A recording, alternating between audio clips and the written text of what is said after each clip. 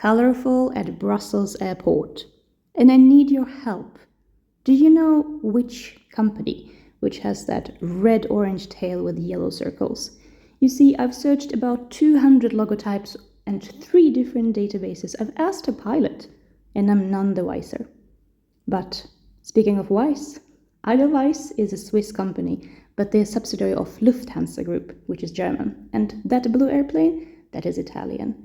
And this one, please, the white star with a blue background. And this striped one. And that, again, orange-red with yellow in the background. If you know those companies, don't hesitate to tell me. I'm happy to know which companies these are. And no, I'm not wearing the perfect footwear for this journey, but it wasn't supposed to rain that weekend. It wasn't raining when I was on my way to the airport.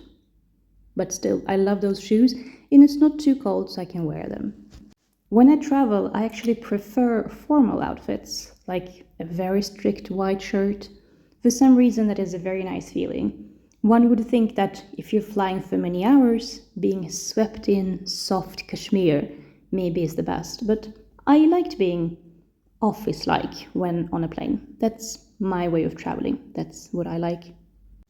And the advantage of being on a small aircraft as we are now, and by the way, here's my formal outfit, is of course the likability that you'll be sitting by a window, because there are only 2 seats next to each other instead of the usual 3 or more. So you get to enjoy the beautiful views, like this one.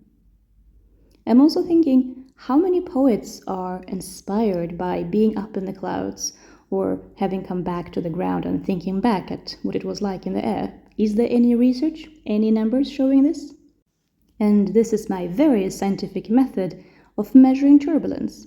So the equipment you need is 2 paper cups filled with hot tea, and when the surface moves, that is evidence of turbulence. So it's a very easy experiment to conduct. And speaking of research, I now contacted the Meteorological Institute in Sweden and told them about that I have footage of 2 different halos, and they said that was very cool indeed, but that is not the research they do, and nor did they know anyone who does.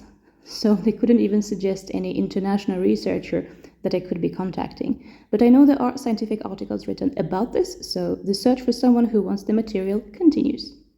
And now we have landed in Luleå. It was a short trip this time, and you see it says co-driving forbidden.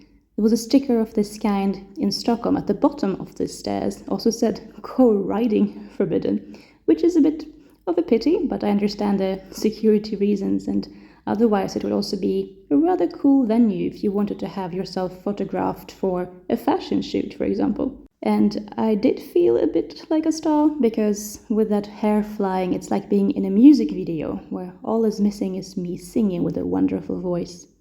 This is a military landing place as well, so sometimes you would see really cool aircrafts here, which are grey and round, difficult to explain. They're very particular to their looks. And here are the arrivals, and see you in the next video.